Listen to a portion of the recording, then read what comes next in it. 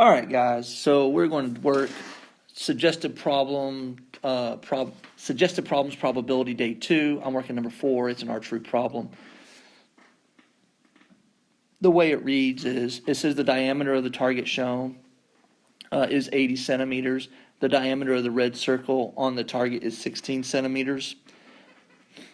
An arrow is shot and hits the target, and the arrow is equally likely to land on any point on the target. What is the probability it lands in the red circle?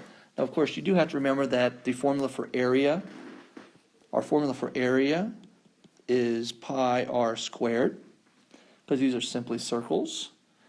So the diameter of my big circle is 80. So half of 80 is 40, so that's going to be my radius.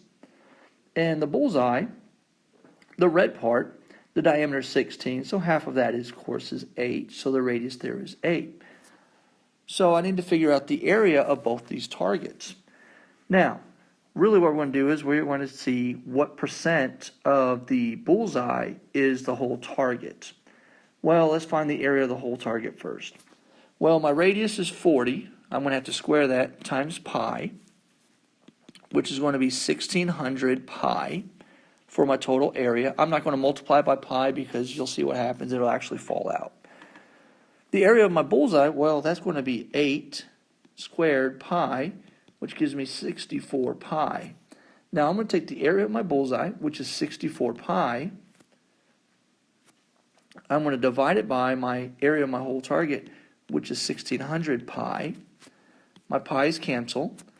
This leaves me 64 out of 1600.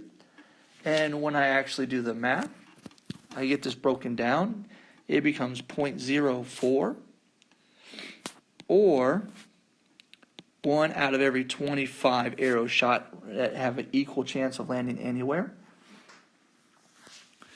or 4% of the time.